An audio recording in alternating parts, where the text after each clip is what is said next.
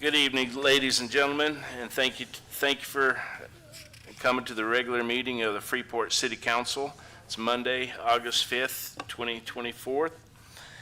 I will call this meeting to order and declare a quorum is present and declare that all notices have been legally posted pursuant to the Open Meetings Act. At this time, Councilman Rosso, could you lead us in the invocation and the Pledge of Allegiance? Let's pray.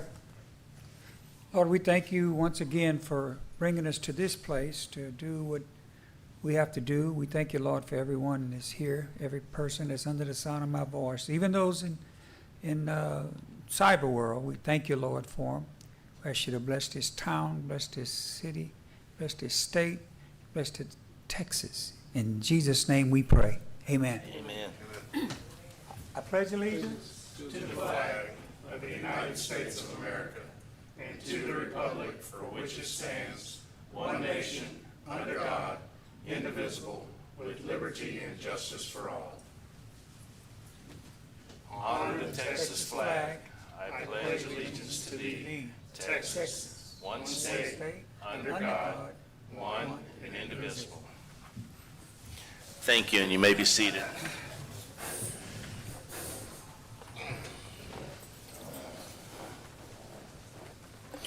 For the record, I would like it to be known that Councilman Pena is not present at the moment.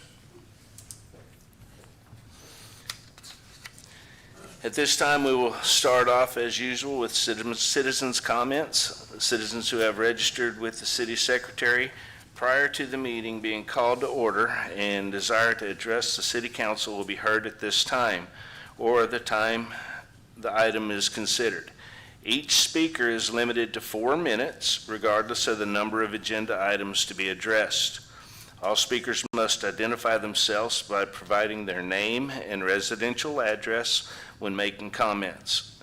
Speakers making personal, impertinent, profane, or slanderous remarks may be removed from the room and shall be barred from re-entering the meeting. We're going to start off with Lana Hill.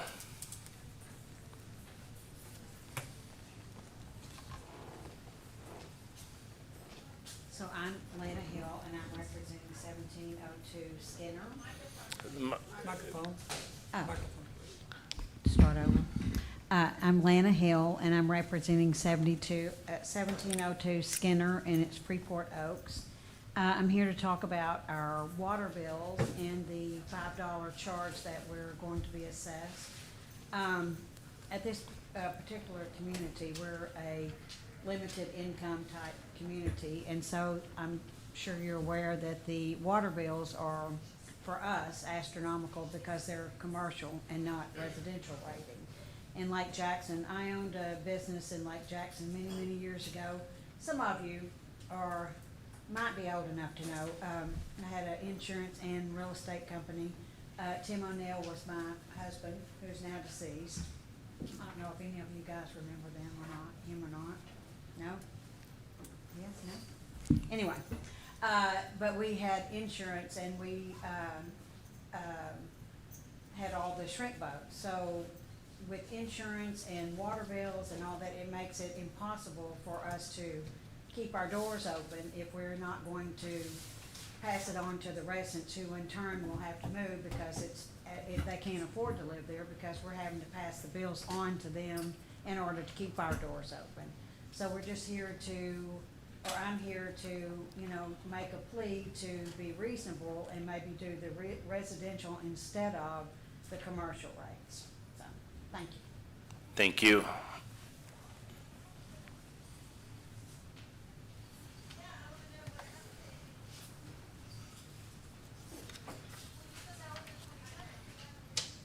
Tony Torres.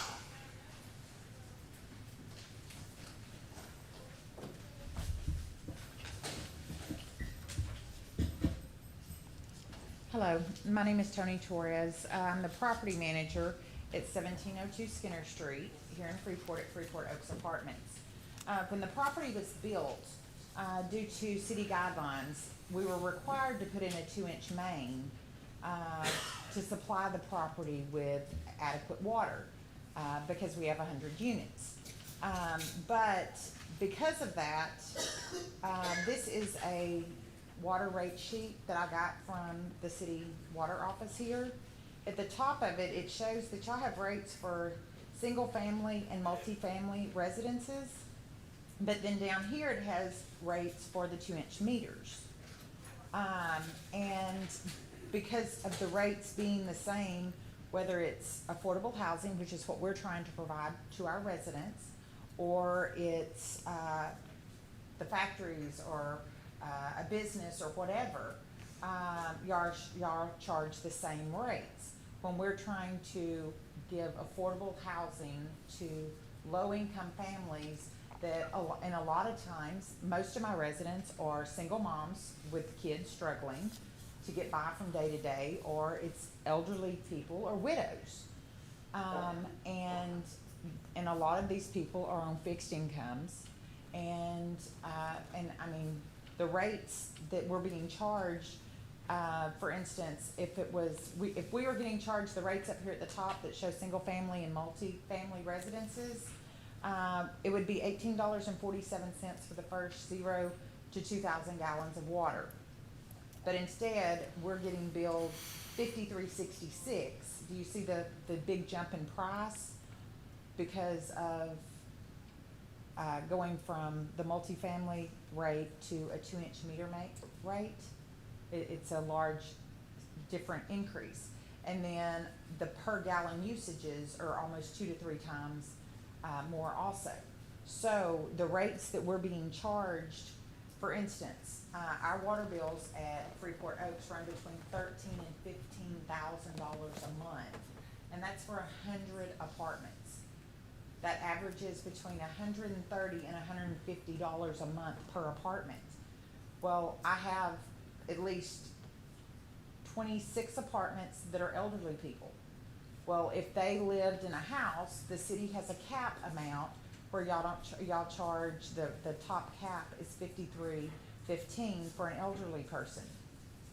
Is it fair that our resident doesn't get that same rate because they live in an apartment versus a single family dwelling? Because they can't afford, or they don't want to have the expense of having to mow a yard and keep a yard up and take care of a home. They should be able to get the same rate as anyone else, correct? Also, the new inspection program that y'all have put in place, I think it's great and wonderful that the apartments are getting inspected because not everybody in town keeps up their rental properties like we keep ours up.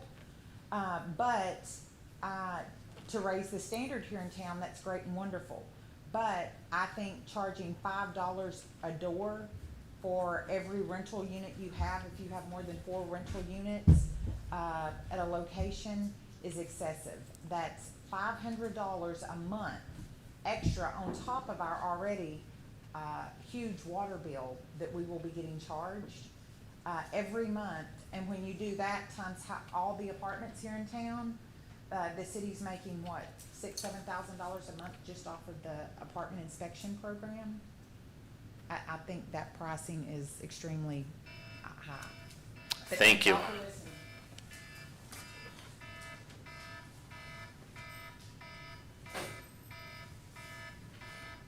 So.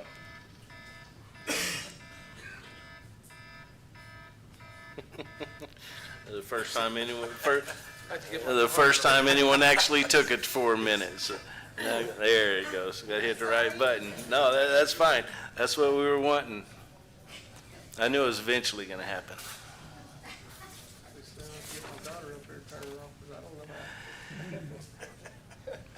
You noticed the IT guy jumped. You mean you're like deer in headlights? Yossi Burston. Did I say that right? You did. All right. It doesn't happen very often. You got it right on the first one.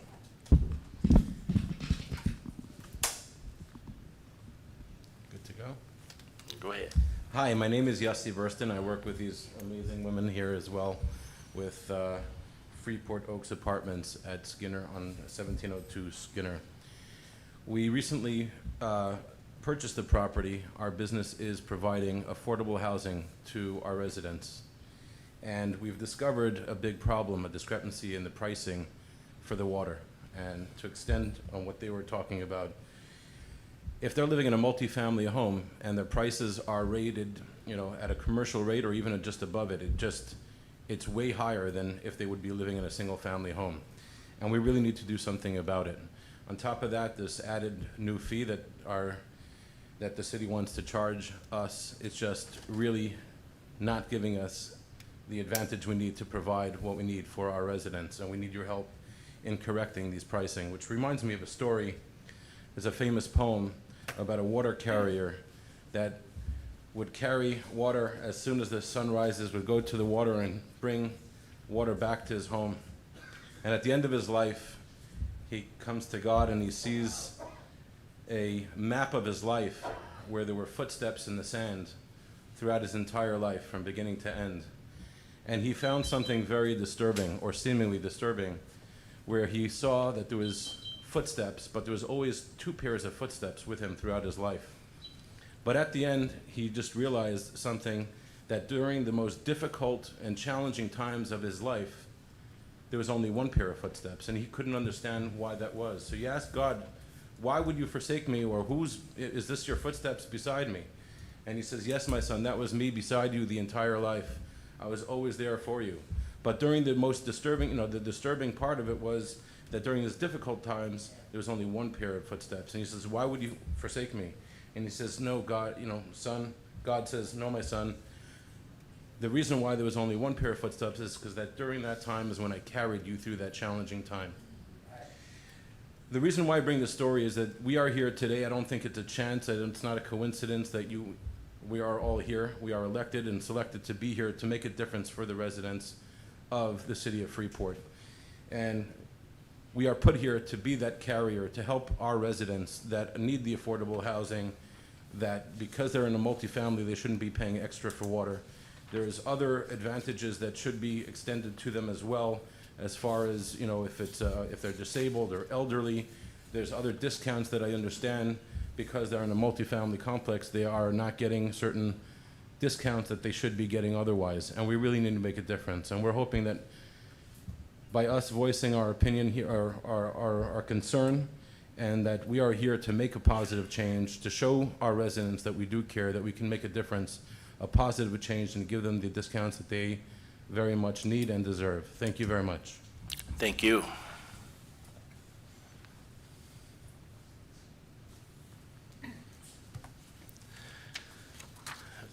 Mr. Sam Reyna.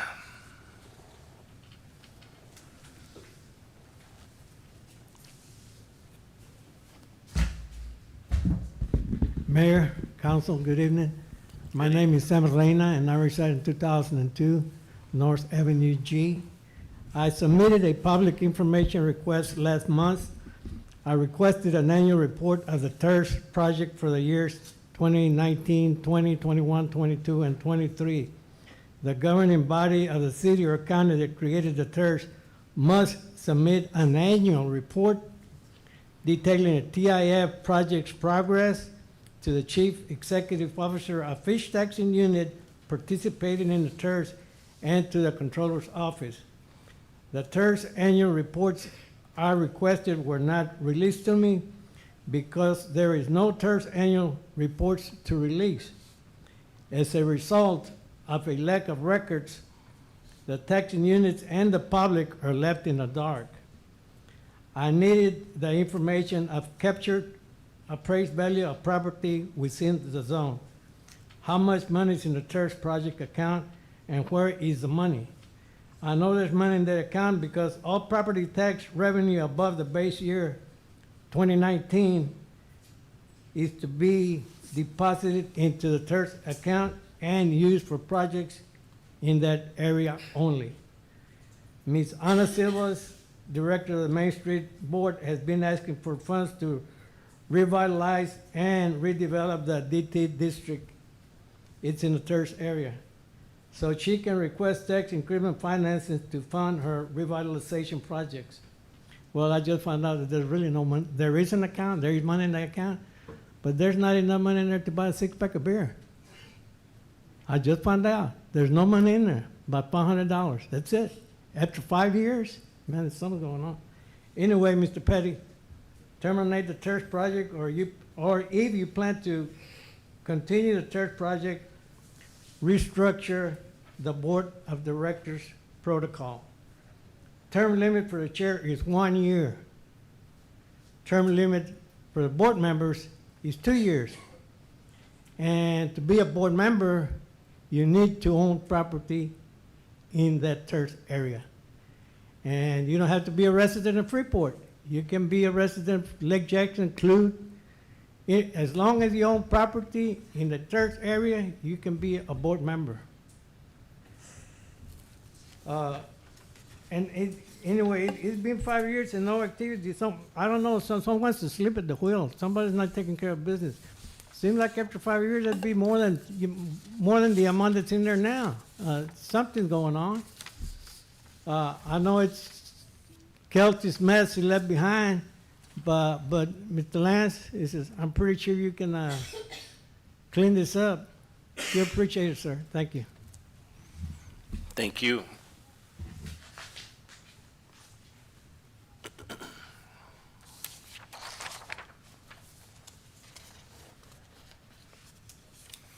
Ms. Pearson?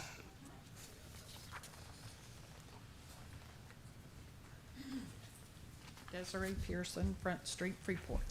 So, not mentioning any names, but I was just wondering, is there not any kind of conduct rules to be on the city council of you can have felonies, DWIs, lawsuits against the city?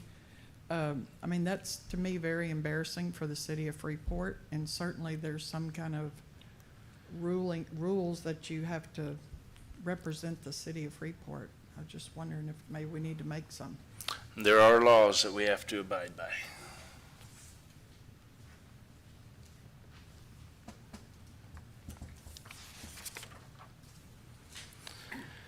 Manning Rollerson.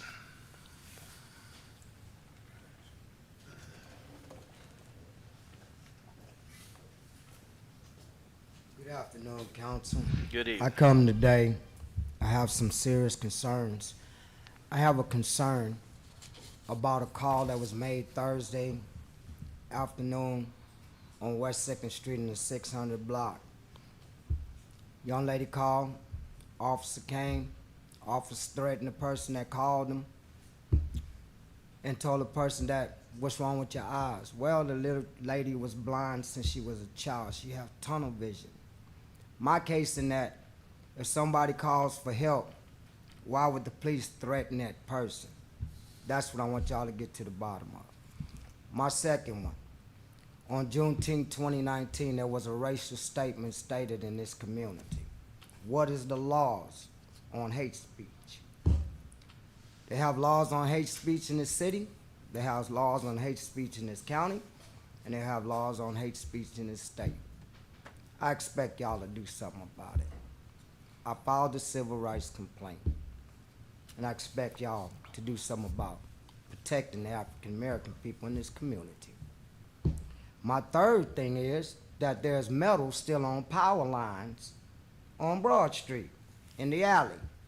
There's power lines down across the back of where I live at. There's a roof that's still in the road where I live at. The grass is so high across the street where the new subdivision is supposed to be at, it's pitiful. You can't see nobody standing up over there. City Hall took 2 weeks to close up.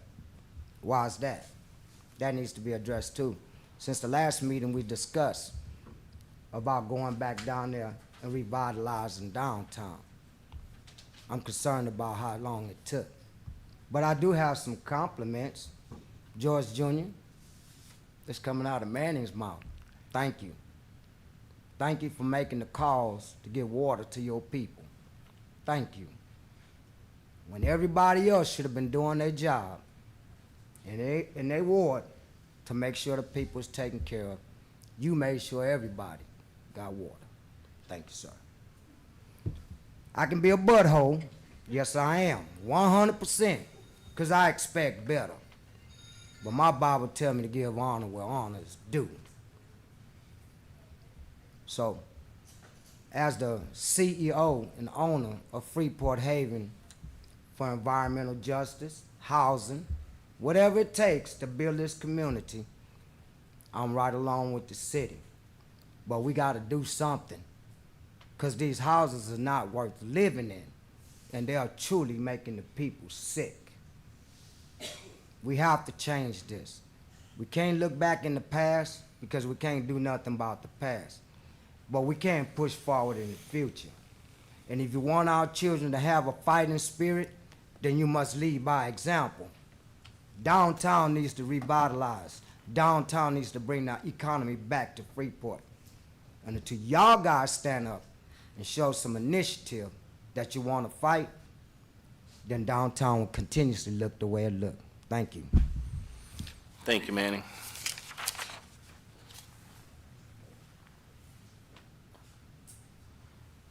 Miss Anna Silvas.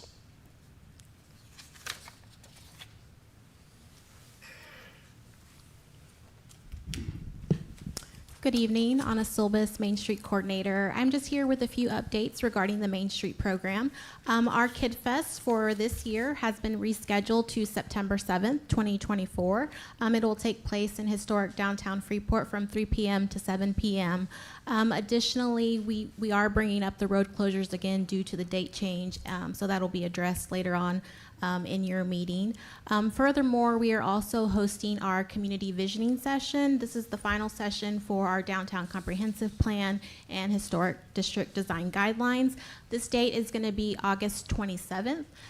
Originally it was going to be at River Place, and then I checked back with them. The date is booked, so we're going to keep it at the Freeport Historical Museum. So this is going to be from 6 p.m. to 8 p.m., and I will work to send each of you an email with the flyers individually so that you have them for your calendars. Thank you again for the support. And just to address Mr. Reyna's comment, I do believe, as far as the TERS, an approximate amount from my memory, I believe it was about $510,000 that was in the TERS fund right now. That amount was given at an EDC meeting. So I do believe that it's important that we do have the correct information out to the public. So thank you. Thank you, Anna.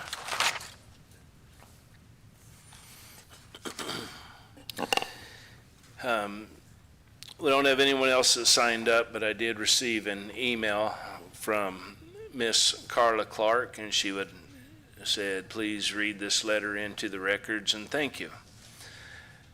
These comments are to address Mobin Akhtar, Sam TX at the Bridge Harbor Yacht Club that council will address in executive session tonight.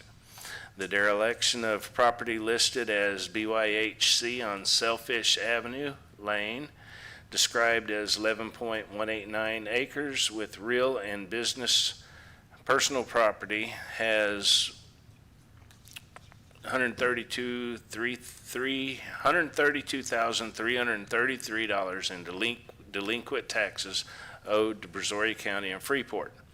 The property values for these taxpayers surrounding the neglected Bridge Harbor Yacht Club are diminished due to the failure of the city, and the BOA failed to take action. The Bridge Harbor subdivision, the Bridge Harbor condominiums, and Marlin Marine, along with other owners surrounding the Bridge Harbor Yacht Club, are probably one of the largest contributing areas in Freeport other than industrial property to supply sales tax dollars to the city of Freeport.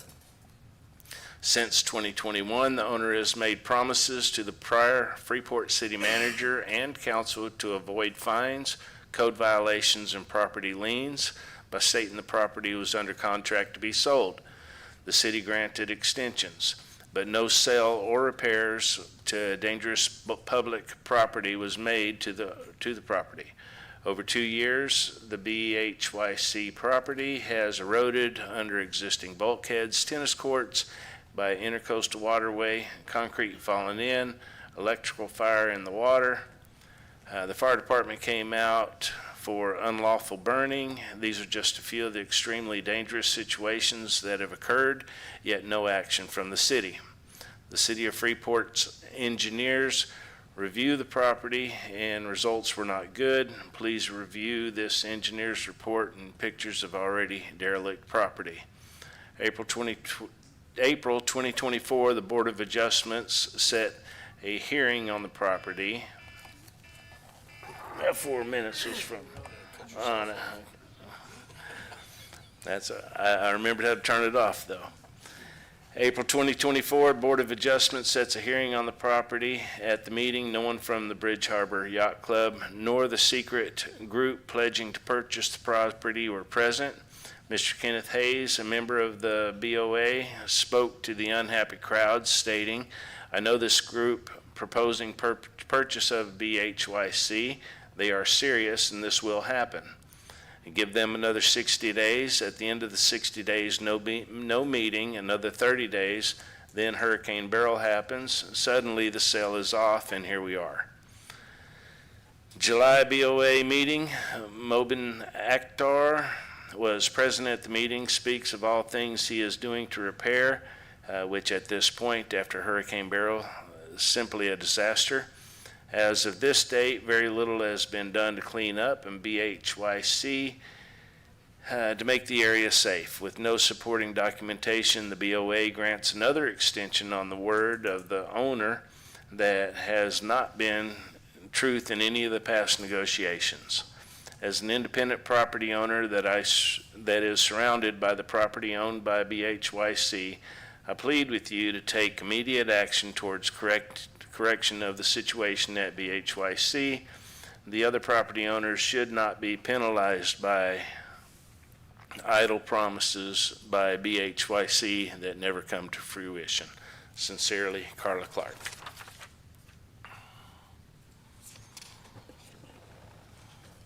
All right, we're going to move on. We have presentations and announcements. Presentation of the investment report for quarter ending June 30, 2024. Ms. Ezell.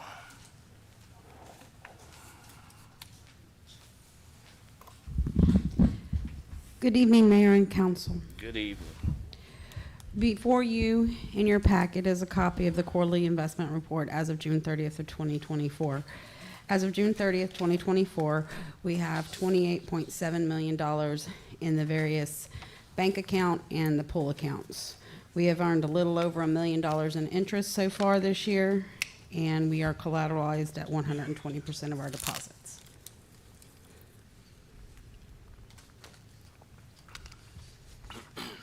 Especially like that $1 million worth of interest. Council, do you have any questions or comments for Ms. Ezell on this? Hearing none, we will go to item number 2, presentation by Texas Windstorm Insurance Association, or TWIA. I'm going to turn this over to Scott Fugic so he can give you an update on where we are with our damage.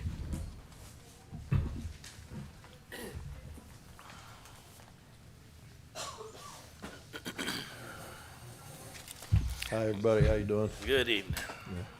All right. So basically, where we are right now is we've assessed every building, and what our plan is at this point is to meet with the contractors that you're in the process of selecting, and just make sure that we didn't miss anything on any building, and that will require, of course, meeting them at lost locations. Your biggest hits that you had taken is, of course, the old City Hall, the rec center, and Public Works. The majority of the other buildings on the policy are appearing as though they're going to fall below the deductible. And a lot of that reason is we couldn't really find a storm-created opening that is allowing the water in. So a lot of that was wind-driven. And it's not only just TWIA policy. Every commercial policy does not cover wind-driven rain. It doesn't matter who your carrier is. We're at the point where we do want to advance you some money. So you should be receiving that advancement shortly. The exact dollar amount is up to TWIA themselves, so I don't have that for you at this very moment. But your desk adjuster, Chris, he should be in contact shortly with Lance to give him a dollar value on that. All right. Any questions on anything?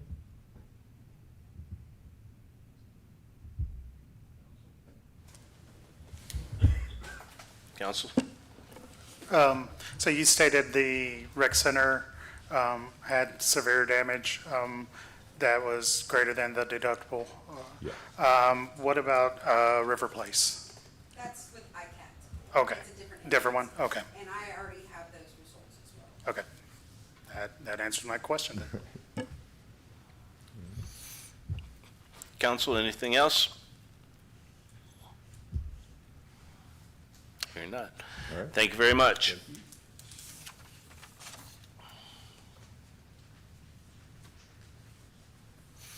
Next is the consent agenda. We have 3 items on the consent agenda. Consideration and possible action on the approval of the special city council meeting minutes from July 13, 2024, and city council meeting minutes from July 15th, 2024. We got number 4, consideration and possible action approving changing the date of the first meeting in September 2024 due to the Labor Day holiday to Tuesday, September 3rd, 2024. Then we have number 5, consideration and possible action approving the road closures from 11 a.m. to 9 p.m. for Kids Fest, September 7, 2024. I will entertain a motion. Mayor, I'm going to make a motion to approve the consent agenda as presented. We have a motion to approve by Councilman Matamoros. Is there a second? I'll second. Seconded by Councilman Davis. Any discussion on this? Hearing none. All those in favor state aye. Aye. All opposed? Motion carries unanimously. That puts us at number 6. Make sure I didn't jump one.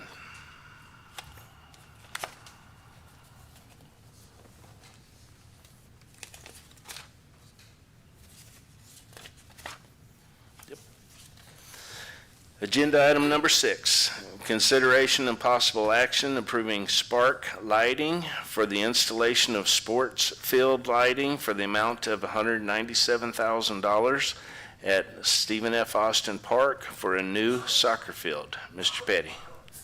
Yes, sir. Per the agreement of the East End property, the city was supposed to put in a park for the soccer youth association in that exchange. And the budgeted amount was $600,000 for that project. Currently, the Freeport Youth Soccer League utilizes the O.A. Fleming property for activities.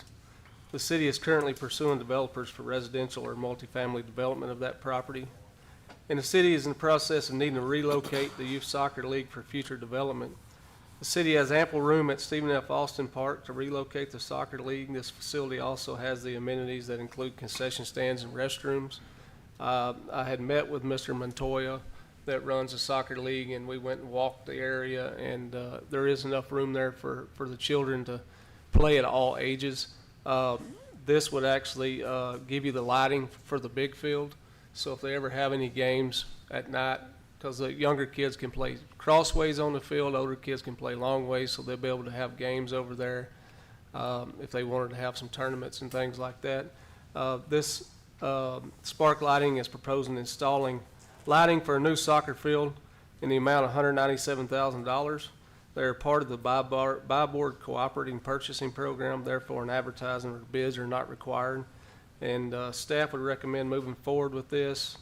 It seems like this is going to be the best financially for the city to move the soccer field there because it does have the amenities there as far as the restrooms go. Other places we'd have to build restrooms, concessions, and things like that that would drive the price up. So We are recommending to move forward at this time, and there is a 12 to 14-week delivery of the lighting and everything, and it is a turnkey operation.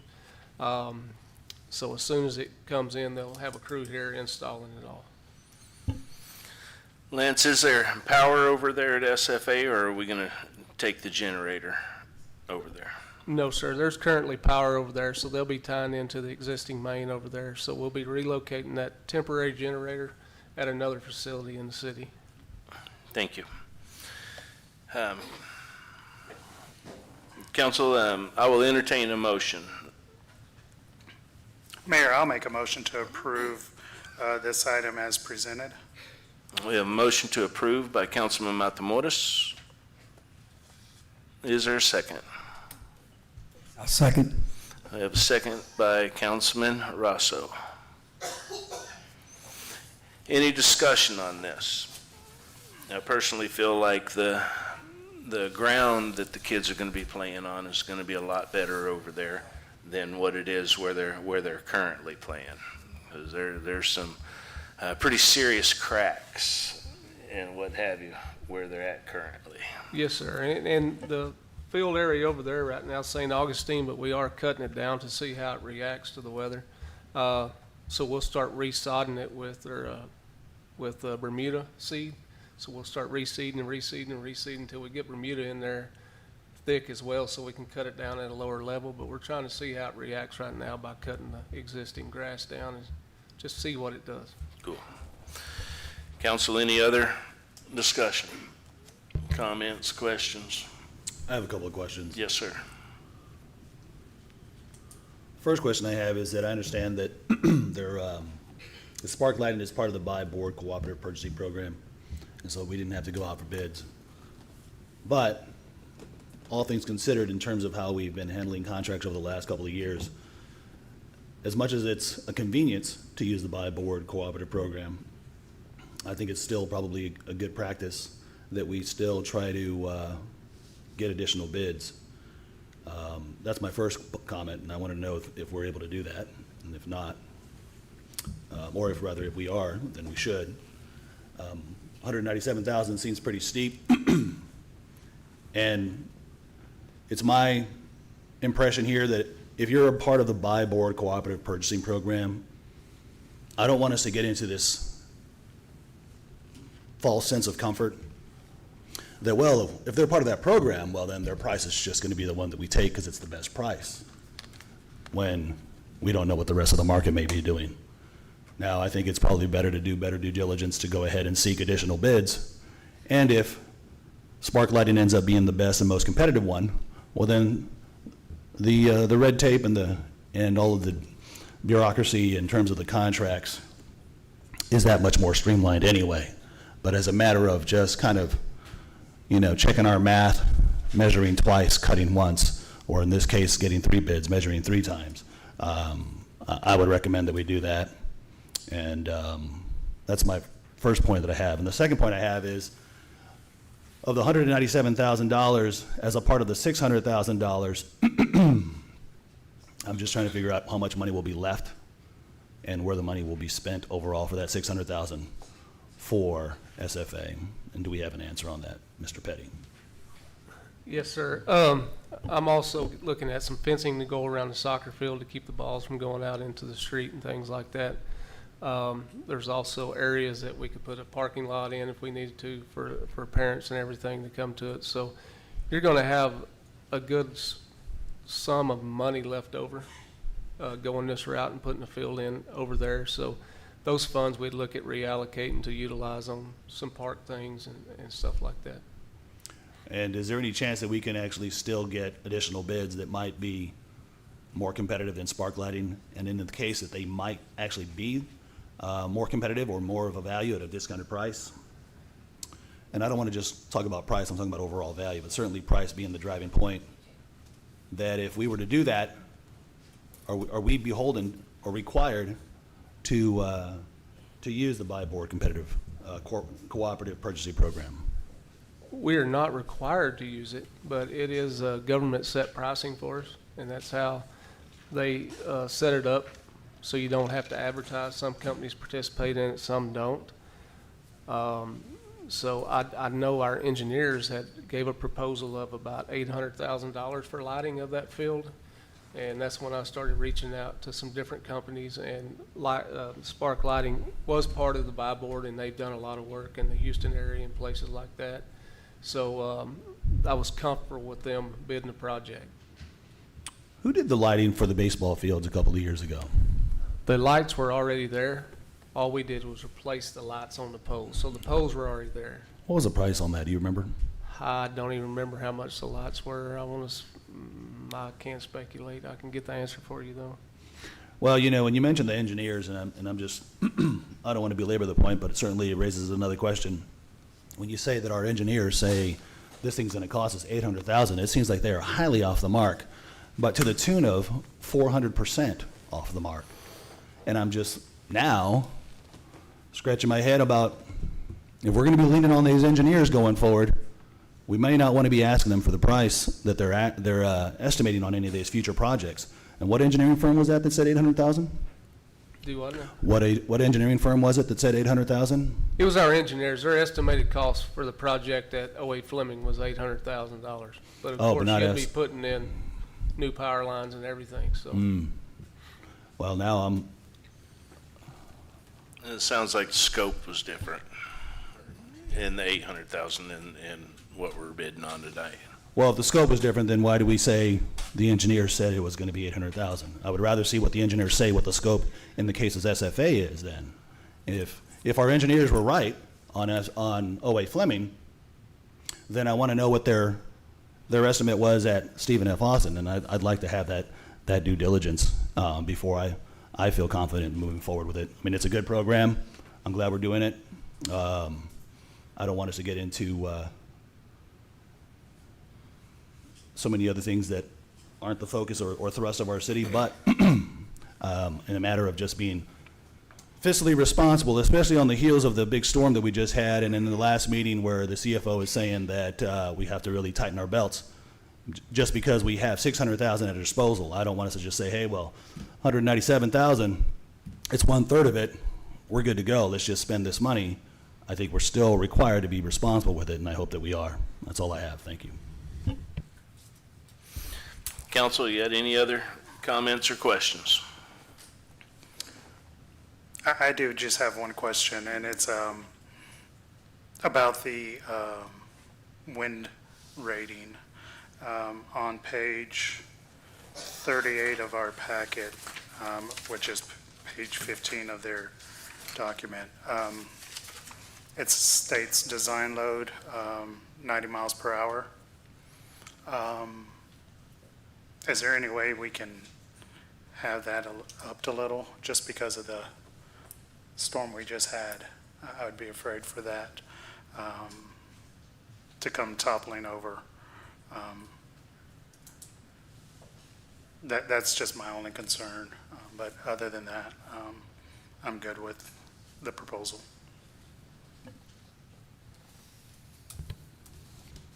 Can we table this so that we get that information? Both the technical and safety ones as well as the engineering scope? We have a motion and a second on the floor. So that would be up to Councilman Rosso. I agree with the safety questions.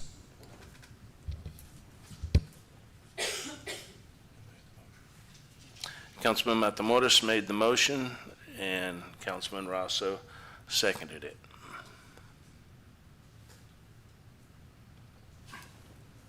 Mr. Petty, I'm just going to ask you for your opinion. Do you feel that is adequate to what they're proposing? Yes, sir. I don't believe that you'll get any light pole that will Okay. be rated higher than that. Okay. That's a very risky answer, Mr. Petty. I would say that if you're basically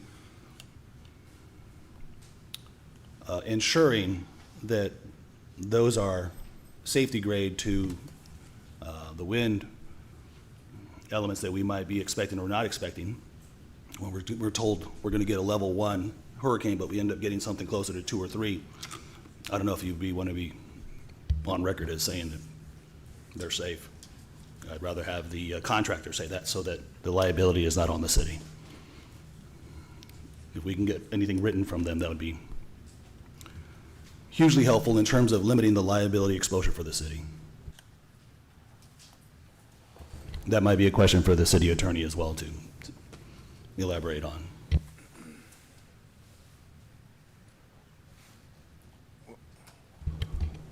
I can ask a question of who's liable if we're saying, if any city staff is saying, yeah, it's strong enough for the wind, it's safety rated. It's not a liability issue. So those poles, one of those poles when a storm comes in, hits one of the kids, damages property, who's liable? There better not be any kids out there playing in 90-mile-an-hour wind. It's not a liability question. To me, it's to what degree, and I mean, Lance, I don't see any problem moving forward unless, I don't see any concerns here. Okay. As long as we have that on record, thank you. So you want to stick with your motion? I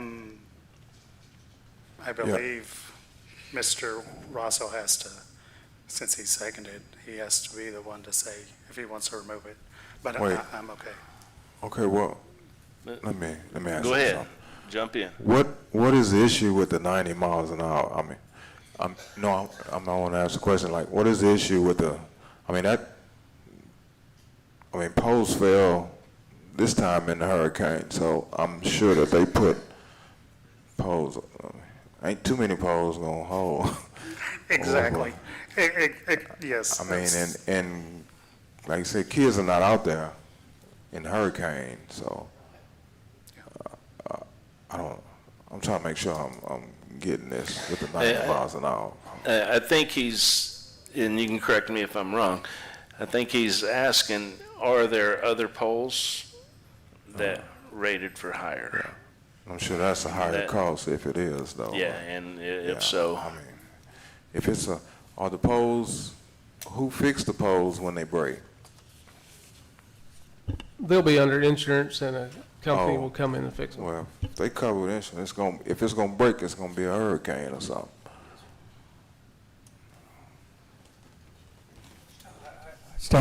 I stand with George. I'm good to proceed. All right, so all those in favor of agenda item number 6, state aye. Aye. All opposed, nay. Nay. Motion carries 1, 2, 3, 4 to 1 with Councilman Pena being a nay. Agenda item number 7, ratification of Department of Homeland Security Federal Emergency Management Agency License and Use Agreement, use of the real property or facilities. Mr. Petty. Yes, sir. This is the ratification of the Department of Homeland Security Federal Emergency Management Agency License and Use Agreement. The city of Freeport was contacted by the Department of Homeland Security to reserve a facility in the city of Freeport for the Disaster Recovery Center. The only facility available with limited damage and capable of hosting is the Freeport Recreation Center. The Disaster Recovery Center will be available to the public for individual assistance for the purpose of providing information such as the status of applications and general information on FEMA disaster assistance. Other federal, state, local, and voluntary organizations may also use these premises to provide similar information on their programs. The hours of operation will be from 6:30 a.m. to 7:30 p.m. 7 days a week. They will be here on August the 7th, this Wednesday, for a soft opening at 1 p.m. and then be fully open and operational on August the 8th at 6:30 a.m. We have already signed, the mayor had already signed this document. Yep, Lance, I'll just say that after the storm, it didn't make a lot of sense to wait till the next city council meeting to put boots on the ground to deal with people's ability to seek FEMA reimbursement. So it's something I talked to Lance and the mayor about, and to move forward. I didn't think y'all would have a problem with that. It seemed kind of ridiculous to wait until the city council meeting to allow them to start setting stuff up to help people. So this is simply just to ratify essentially the decision made by the mayor and city management and the city attorney's office. Thank you. I would like to add You know, I think this is a huge resource for the citizens of our city, and I encourage everybody to take advantage of it. I hope I am wrong in my expectations, because typically the citizens of Freeport do not come out and take advantage of stuff like this. So I hope I'm wrong, but if I'm not,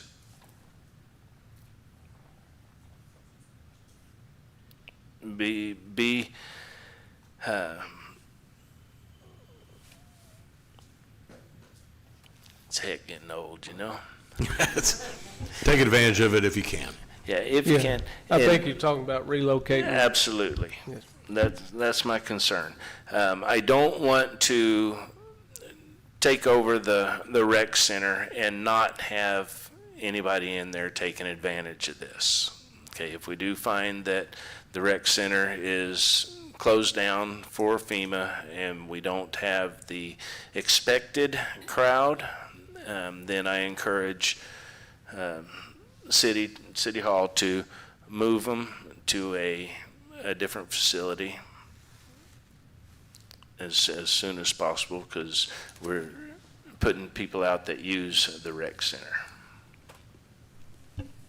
And also, Mayor, the two full-time employees that will be relocated to the Public Works Administrative Building, and they'll continue to work on events and scheduling and youth programs. The part-time that we have working there will also be relocated there, and they'll be moved to our facilities crew during this time. They'll enjoy that. I will make a motion to approve agenda item number 7. And Mayor, I'll second your motion. And second by Councilman Matamoros. Is there any other discussion on this? I will say, Mayor, for the record, FEMA has been very good in all the cities we represent, and if we need to downsize or relocate, they're usually more than happy to do it. So. That's what I'm hoping. All those in favor state aye. Aye. All opposed? Motion carries unanimously. Thank you, gentlemen. Agenda item number 8. Consideration and possible action approving resolution number 2024-2872 to amend the Texas Gulf Bank signatories. Ms. Cizelle. The signatories on the bank need to be amended because Mayor Bass was a signatory on that account.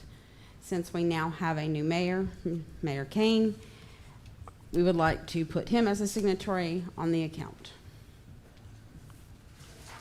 Yeah, the next couple items are housekeeping matters. Yeah, the next couple items are housekeeping. It is to add the mayor to all of we have one bank account and 2 investment accounts. All these items are to add the mayor to all of these accounts. All right, council, is there a motion? Mayor, I'm going to make a motion to approve item number 8 as presented. We have a motion to approve by Councilman Matamoros. Is there a second? I'll second. Second on that low, slow draw by Councilman Davis. Any discussion on this, gentlemen? Hearing none, all those in favor state aye. Aye. All opposed? Motion carries unanimously. Agenda item number 9, consideration and possible action approving resolution number 2024-2873 to amend the text pool authorized representatives. The only difference between the investment accounts and the bank account is the mayor on both investment accounts has read-only access, review access. That is the only difference. On the main bank account, he would be a signatory. But on these, it's read-only access. I will entertain a motion. Mayor, I'm going to make a motion to approve agenda item number 9 as presented. Motion to approve by Councilman Matamoros. Is there a second? I'll second. A second by Councilman Rosso. If I may, Mayor, Yes, ma'am. I kind of heard the reason the mayor is only a read-only on these two accounts is because he's not a designated investment officer of the city. There are 3 investment officers with the city: Lance, Ashley, who is the assistant finance director, and myself. That's why in this instance, he is only a read-only authorized person, because the other one, you have to be a investment officer with the city. Nor does the mayor want to be. What I was explaining, the mayor really is almost a designated signator on these in the case of nobody being available. Yes. So he's essentially the backup plan in case we have to get something signed or done and nobody else is available during an emergency. Otherwise, you're not involved. Sorry, Mayor. Any other questions or comments? All those in favor state aye. Aye. All opposed? Motion carries unanimously. Takes us to agenda item number 10. Consideration and possible action approving resolution number 2024-2874 to amend Texas class authorized representatives. Ms. Ezell. Same thing as the one before, but this is our second investment pool Texas class.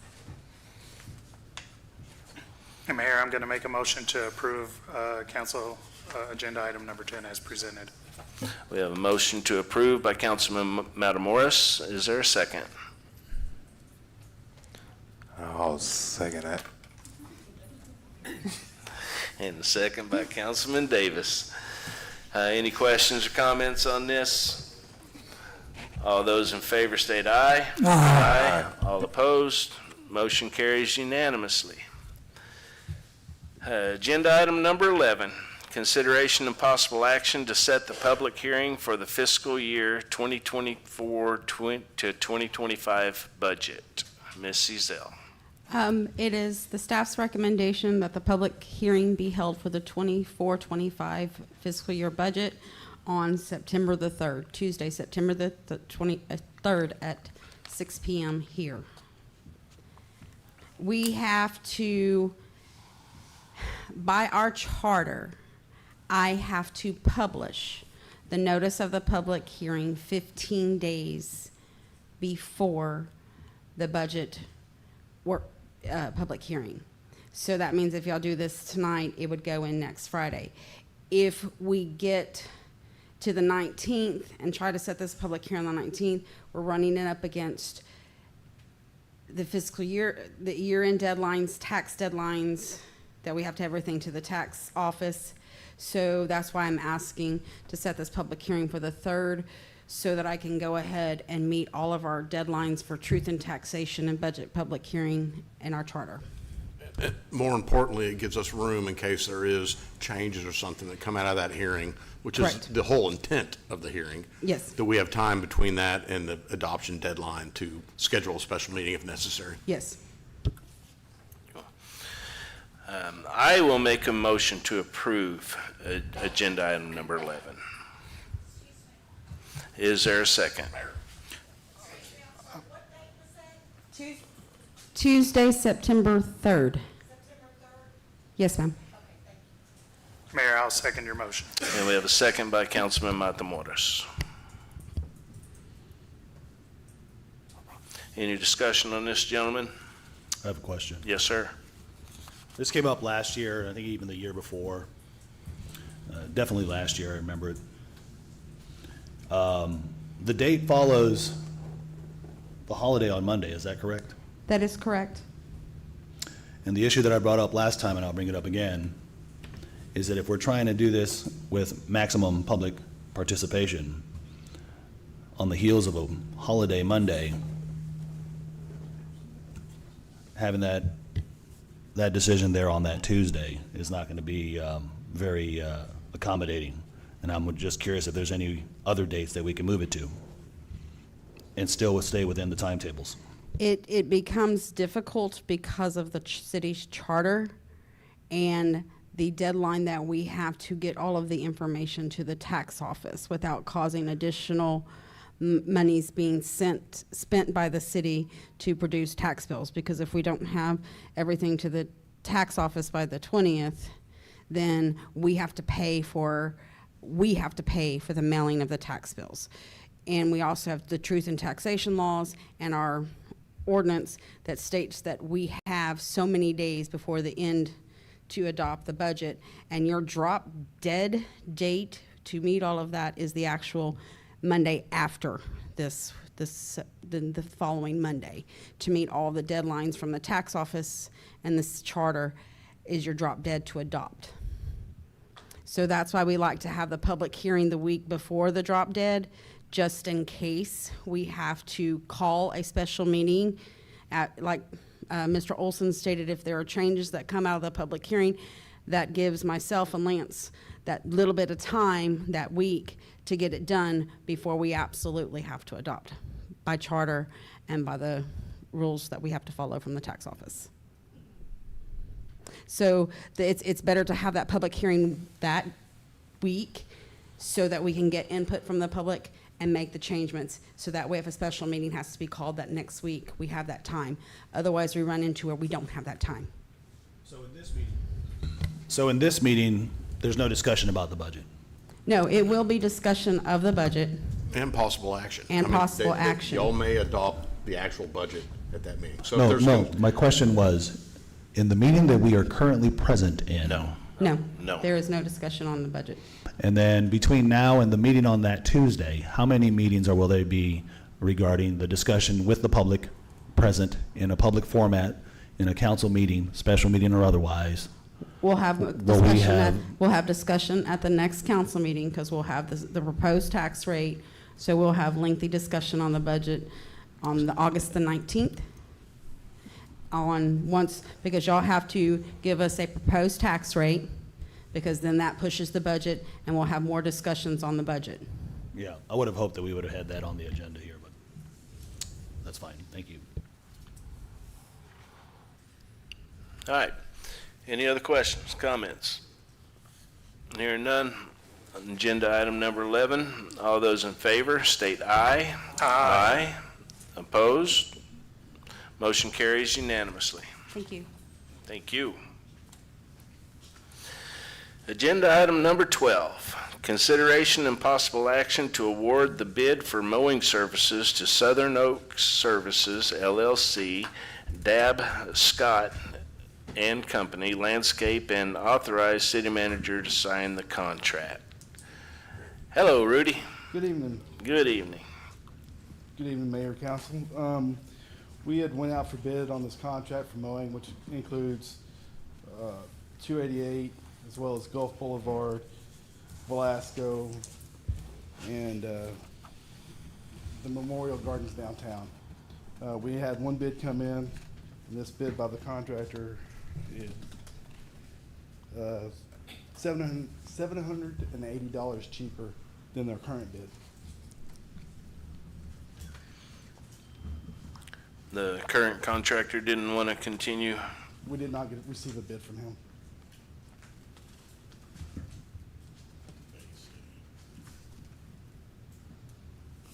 Well, council, I will make a motion to approve agenda item number 12. And looking for a second. Mayor, I'll second your motion. You have a second by Councilman Matamoros. Council, any discussion on this? Yeah, I have a couple questions here. Yes, sir. Again, two things I'll say is that I'm not happy when we only get one bid on this, and I'm thinking, how can we do this better where we can get other bids? Because I know that there are, over the last 7 years that I've been on any of these public boards, the question is always asked, where was this advertised? And I know that we have certain regulations that require us to advertise it in the local newspaper, but I'm wondering if we can't change our policy that if there's any open bids that maybe at the council meetings, the open bids are read aloud, so that is just another opportunity for the public as a whole who actually do tune in are aware of these bids. That's my first question. My second question is,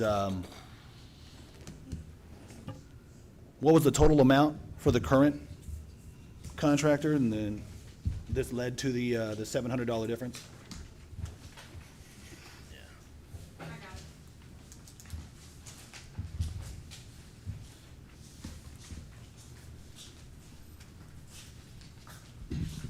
It's right at $87,000 a year. $87,000, That is correct. and that's Gulf Boulevard. It's everything that was included in the packet. It's the Second Street, the Memorial Park, the medians from 288 to Yopon, some right-of-way down 4th Street, medians down Highway 288, Velasco, Gulf, 2nd Street.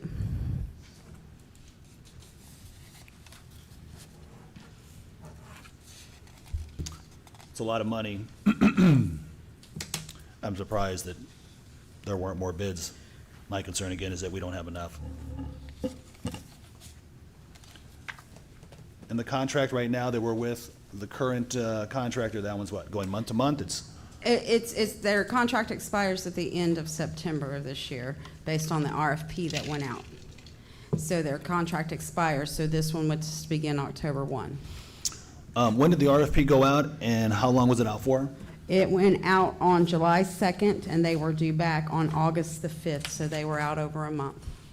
Thank you. And they did have time to come meet with Mr. Regal on this as well. The current contractor? All of them, anyone who was interested in it. Was the current contractor approached to remind them that their contract was up and that they were? They were emailed as with any other vendor that we had email addresses on. Okay. I wasn't sure if current contractors are afforded anything else beyond an email, since we already have that relationship with them. No, sir, we cannot contact them about the RP. All we can do is email it to them. Got it. We can't discuss it with them in any other way, shape, or form.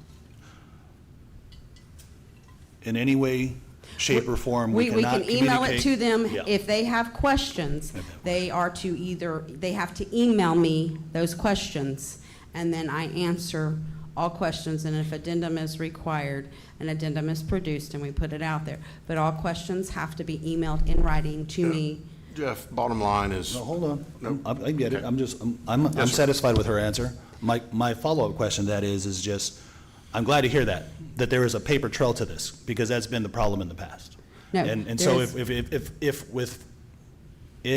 with every contract that we have out for bid, that the correspondence with any and all contractors is tightly controlled such that it's only through email communication and nothing else, That is correct. then I'm fine with No, that. it has to be email, and if a phone call is made, then I email that question out to everyone who has participated in the email listing.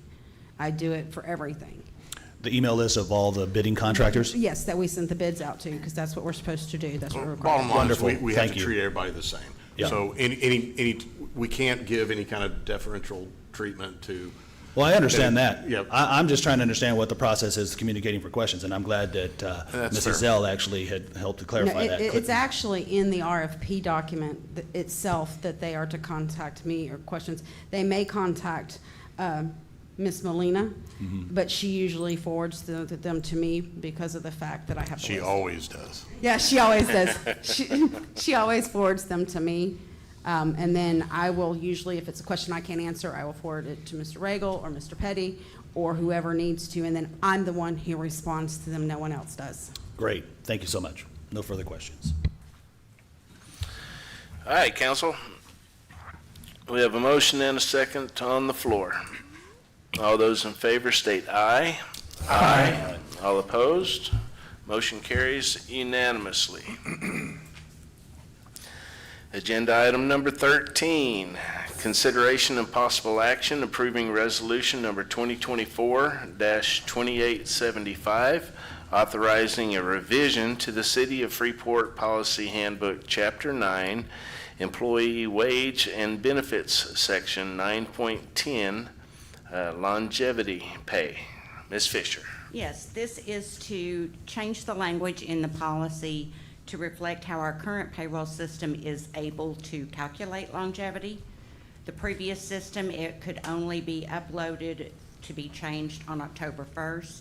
This new system has the ability to update it at each employee's anniversary date or longevity date.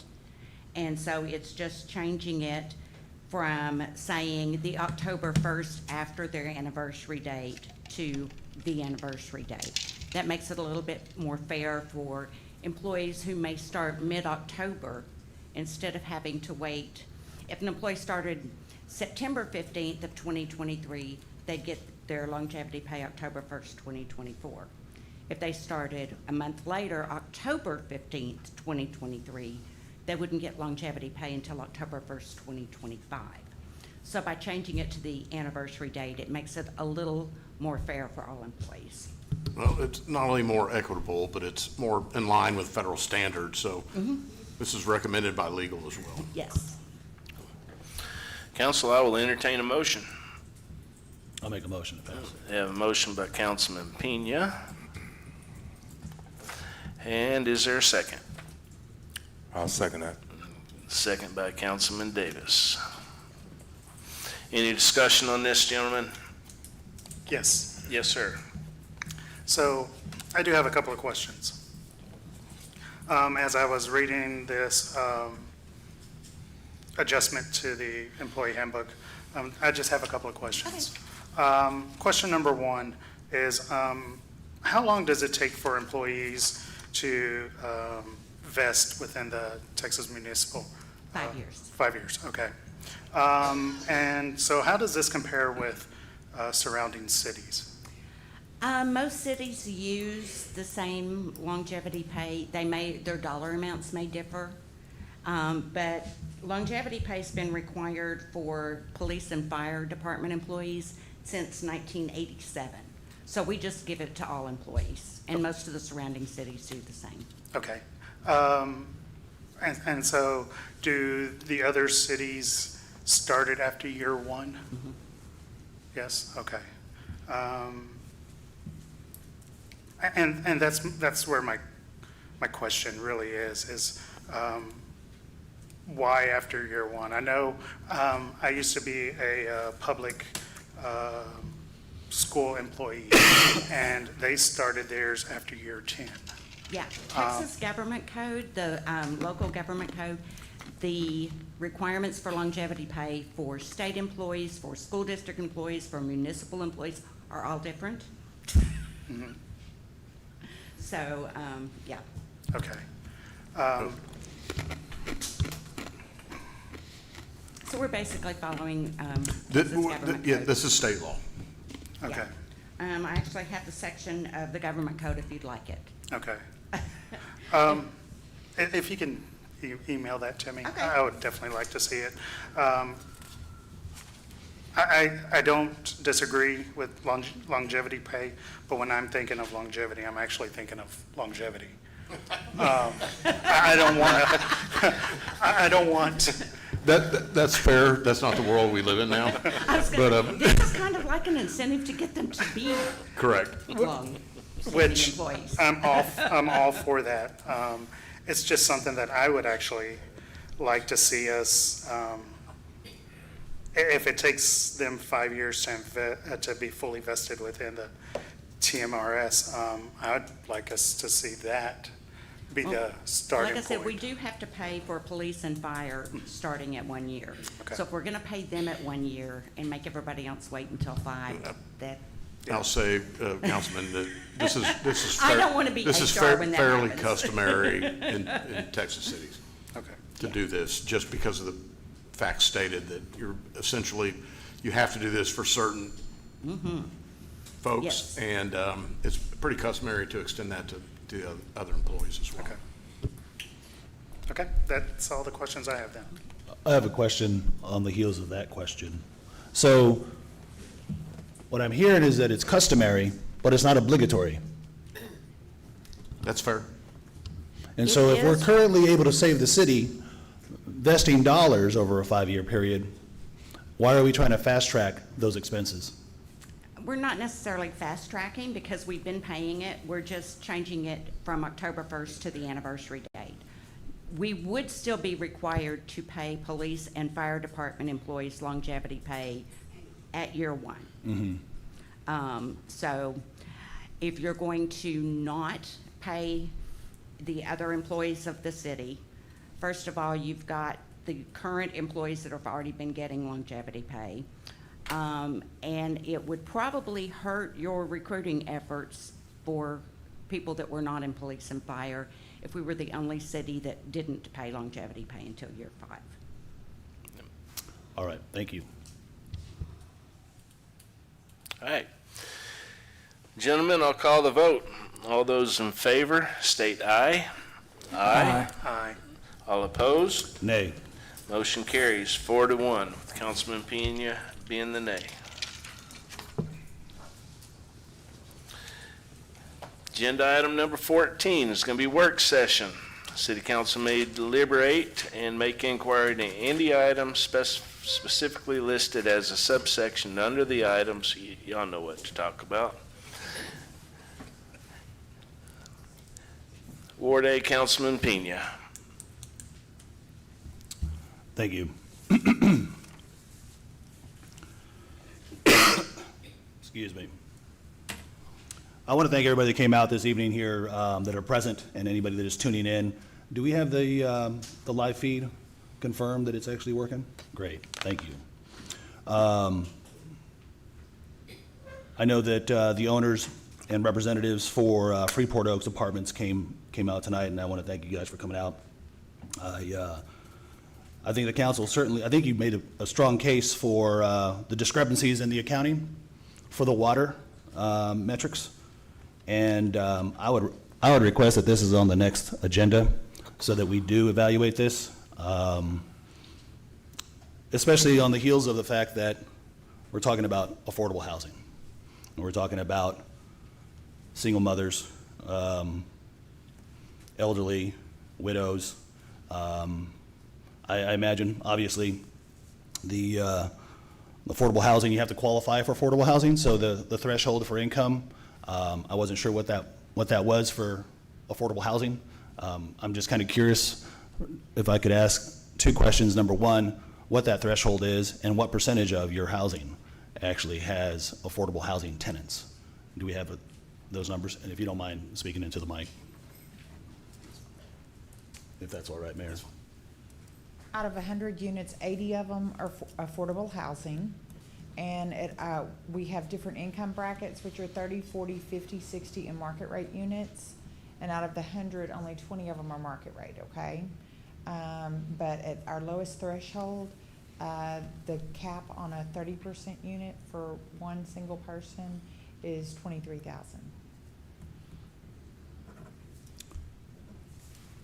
Thank you. I don't want to belabor the point. I really just want to think that we need to look at that, considering the service that it's providing. I know that Mr. Rollerson has always come forward here, and I've been also echoing the idea that we need to provide more affordable housing. And if you have just arrived and are the new owners and are pushing affordable housing, then we want to encourage that and incentivize that versus punish you and de-incentivize. And so hopefully we can encourage and incentivize additional investment in the city of Freeport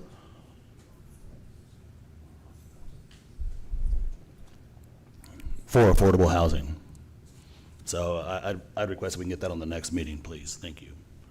The second thing I was curious about, Mr. Petty, is that Mr. Reyna and Ms. Silvas came forward here this evening discussing and throwing out numbers about the budget or the balance on the TERS. Mr. Reyna said there's only $500 in there. I'm not sure where he got his information. Ms. Silva says there's $500,000. I'm not sure where she got her information. Which is correct, and can we get that information so that the public knows clearly? The 500,000. The 500,000. All right. I'm not sure whether Mr. Reyna heard the $500, but 500,000 buys a lot of investment monies. A lot more and beer. improvements. Well, Is what he said. that's right. I was going to take the high road on that one there. Thank you, though, Mayor. Although he did bring up one issue that I thought was interesting, and that was the tenure of the board members. And so I'm hoping that we also look at that, because as it currently is comprised, the TERS has been, I think by default, and with no real oversight as to how the implementation of its structure is supposed to be followed by the law, has been an automatic application, or excuse me, an automatic assignment of the EDC board as being the TERS board. Two nuances that came up here was, one, the tenure being there's only a 1-year limit, and secondly, that those individuals must be owners in the zone. And if that's the case, then I expect for that to also be on the next meeting so that we can correct that as quickly as possible. So that we are in fact in compliance with the charter, and for that matter, in compliance with the TERS laws. So if we can get that on there, Mr. Petty, I would appreciate it. I also want to make a comment to say that just because you are elected as a city official, it does not mean that you lose your rights afforded to you by the law. Federal law, state law, and city. But I will say this, if you are guilty and have a guilty conscience, because the hard facts have proven that in fact you owe the city over $200,000, as a former councilman who was the owner of Brastex was found to owe the city by multiple legal firms, then that's when you might want to think about should that person step down or not. But they're not required. Nobody needs to step down. But a guilty conscience is probably the biggest pressure you can play. The last thing I'll mention here, as far as the citizen comments goes, is that I'm curious about any follow-up information for the rest of council and for the public to be shared with in terms of what Mr. Rollerson had brought forward in terms of the young lady who was visibly impaired or blind. And if we can get any follow-up on that, I would greatly appreciate it. On more administrative matters, I'm curious of what the continuing trash schedule for the post-hurricane cleanup is where the schedule stands, where the cleanup stands, and when it'll end. Do we have a timetable on that? Chief, do you want to answer that question?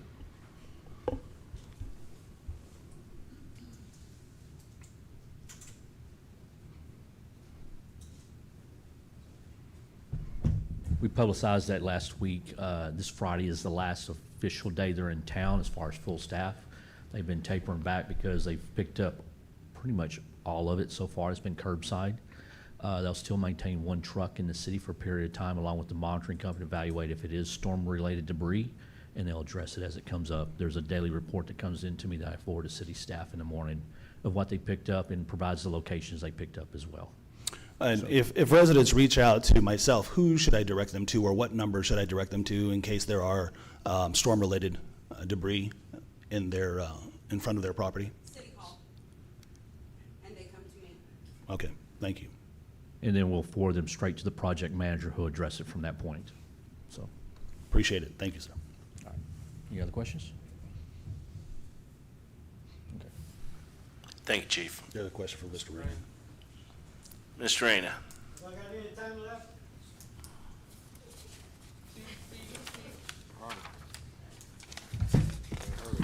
I heard the 500, I didn't hear 1,000, so my bad. But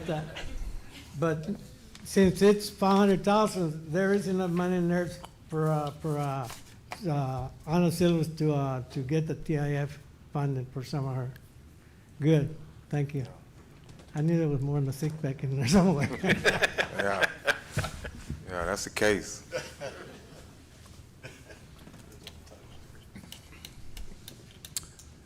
I was also going to make mention here that if there's any way that the meeting that is supposed to be had with the UTSA folks and the planning for the downtown study be rescheduled so that in fact it is in River Place, because it seems that River Place has been very, I guess, just a better place overall to have more folks participate, since it's, I think it just has a greater logistics and facilities to accommodate that type of presentation and the residents. So I don't know who's quarterbacking that date, but if that can be moved from the museum to River Place, I would request and recommend that we do that. And two other things here is that I just want to make an FYI here that there is a lawsuit being organized by residents to require the council to comply with the city charter to appoint the mayor pro tem. Just wanted to make sure you hear that here first. I will not be on that lawsuit, but I've been made aware of it. And so I'm hoping that the council will take heed, and city attorney will also look into that.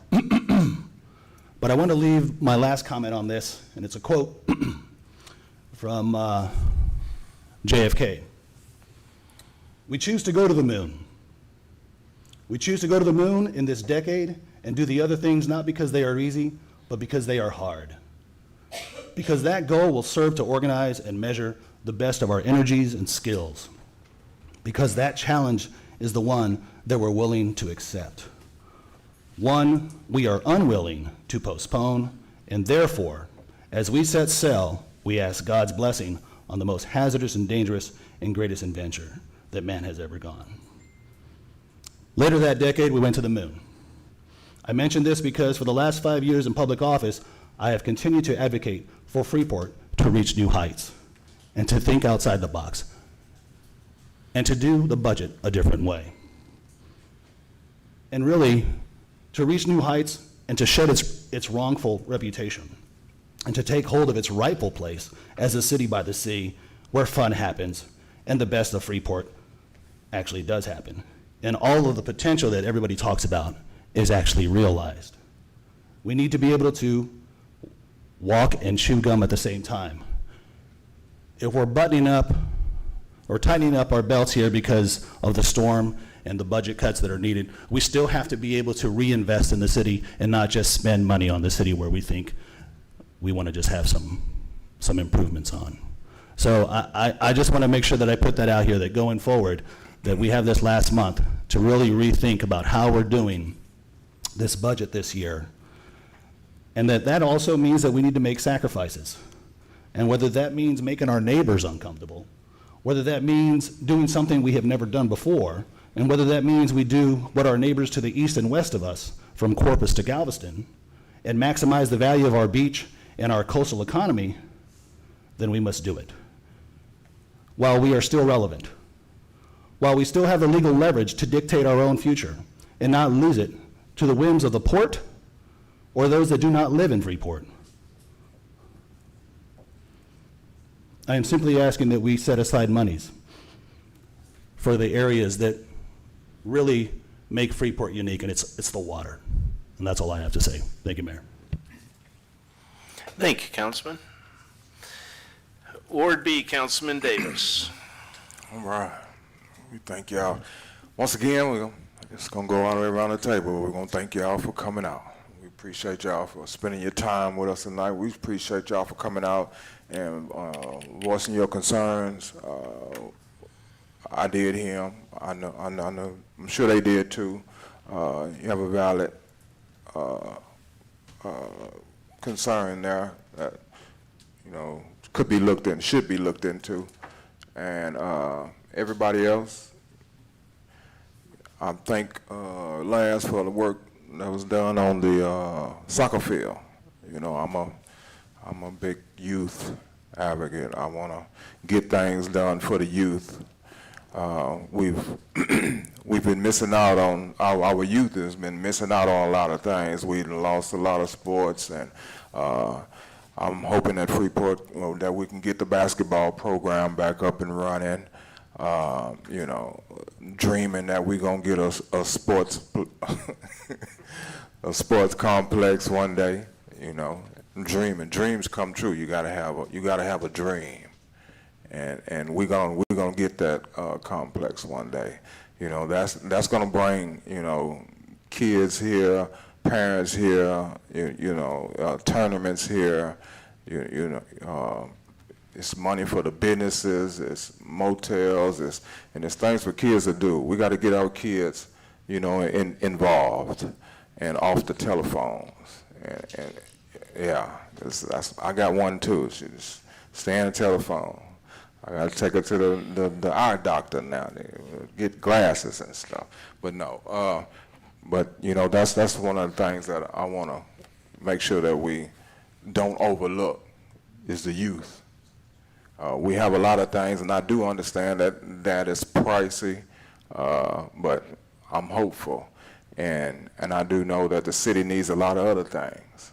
So I do understand that, but I know there's a way, and God can make a way for us, and we just keep doing the right thing, and hope that He give us the wisdom and knowledge to make good decisions for the city of Freeport. So in order to do that, we got to come together. United we stand, divided we fall. So we just got to stand strong, come together. We will disagree, but we got to be able to agree to disagree and move forward. We just want to thank y'all once again and pass it on. Thank you, Councilman. Ward C, Councilman Matamoros. Thank you, Mayor. I too would like to thank all the residents and visitors who attended in person and viewed online.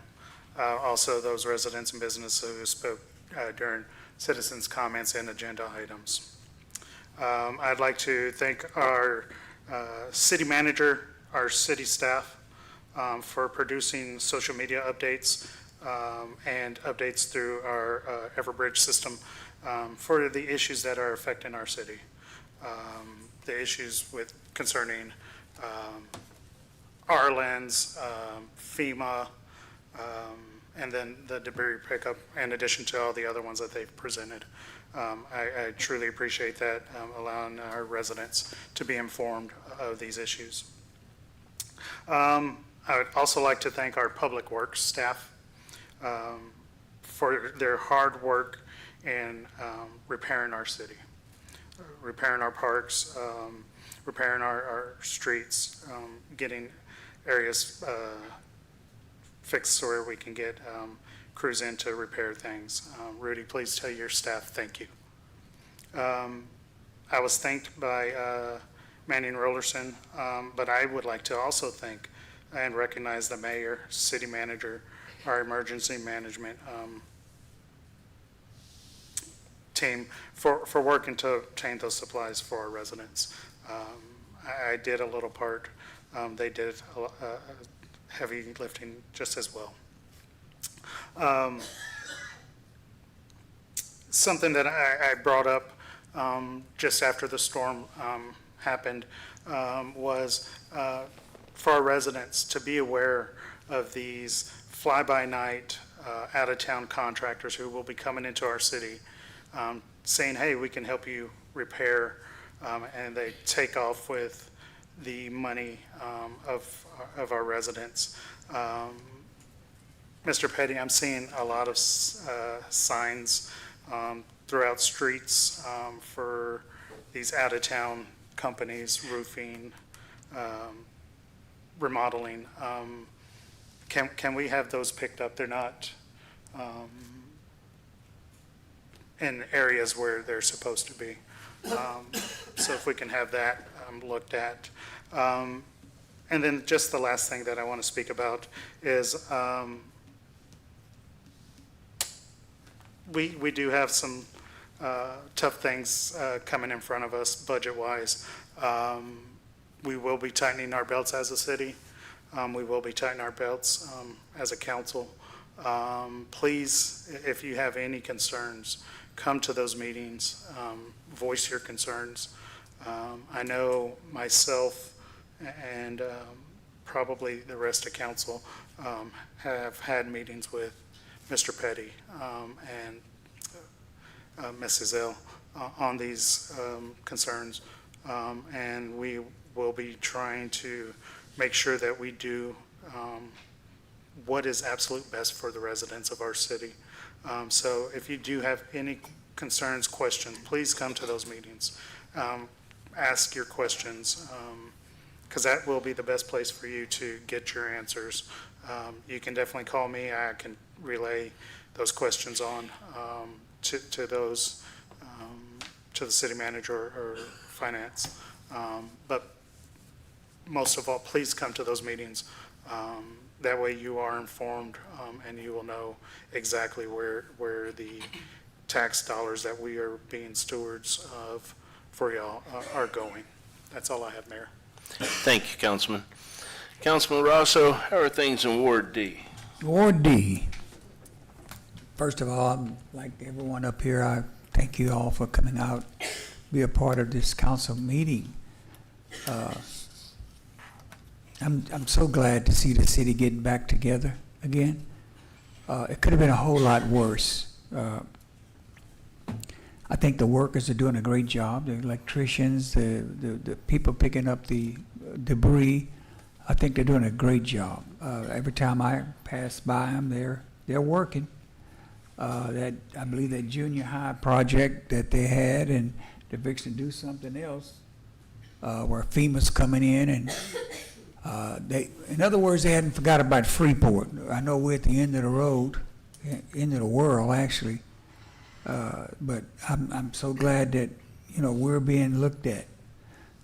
We even had a prayer table at the junior high where people came, not only to get financial help, but they wanted to be prayed for. And so, I was a part of it, and I thought it was so good that we didn't get shut down by somebody. Keep coming. Like Councilman Davis said, stay positive. Get a vision. It's not as bad as some people say it is, but the people that's doing the work, they know things are getting better, and I believe they're getting better all the time. If you're looking for a booger, you'll find one. That's all I got, Mayor. Thank you, Councilman. I too would like to thank everybody for coming out tonight, and those that are watching, wherever they're watching from. And I too would like to give a shout out to the city. As we drive around right now, we're not seeing stacks of tree limbs. We're not seeing as many stacks of fences, fence boards, a whole lot less debris than what you're seeing when you drive around in our neighboring cities.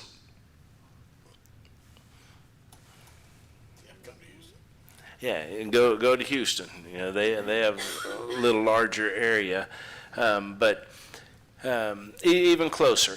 You ride around the neighboring cities, and there's still piles of tree limbs everywhere. So this, as far as I'm concerned, the response that the city took on this storm has been tremendous, and y'all have done a great job on that. Which brings me to my second point. As a city, we need to lead by example. And yes, it's been a trying time. The rain just doesn't seem to stop. And when that happens, the grass continues to grow. So as a city, we need to make sure that, Rudy, you shaking your head. Okay. We need to take care of our own. Okay. And then it's hard to tell a citizen, hey, your grass is knee deep and needs to be mowed, when our own backyard is that way. So as a city, both citizens and employees, we need to start concentrating on the grass. Recently, Dinosaur George was at the museum, and we were lucky enough to get to take the kids down there and experience it, and what an experience it was. And just the displays, the smile on everybody's faces, the education that was there, Unbelievable event. Wade, if you're watching, good job on that. Last thing, a couple weeks ago, I had made a comment about the okra store that's open. The one that sells chicken. And someone had, I wouldn't say chastised me, but had brought up the Takara Steakhouse, the new steakhouse that we have in town. It's right next to Red Top, the steakhouse and sushi. I'm not a fan of sushi. I'm not going to tell you it's good or not good, but everything else I have had there, the 4 times that we've gone, has been excellent. Service is great. The food is real good. And it doesn't matter if it's the combination fried rice or the my wife gets some kind of steak, but it's delicious. I encourage everybody to go check them out. So that's all I have this evening.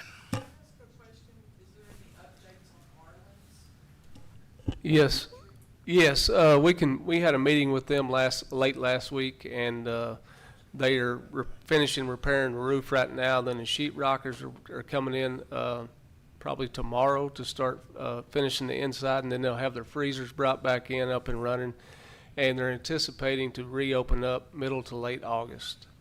And then the Dollar Tree as well is staying with them as well, so they'll be moving back in. And that's it from me, Mayor. Thank you, gentlemen.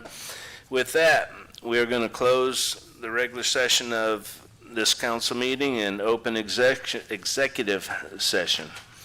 Executive session regarding A, consultation with attorney. Number one, Park Avenue Lofts LLC and Jeff Pena versus the City of Freeport / Board of BOA. Number two, property Bridge Harbor Yacht Club pursuant to section 551.071.b. And personal matters, the TERS Board pursuant to section 551.074.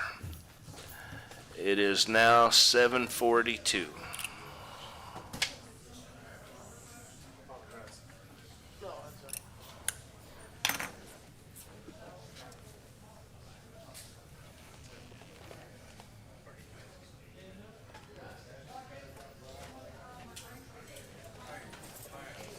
Yes, sir.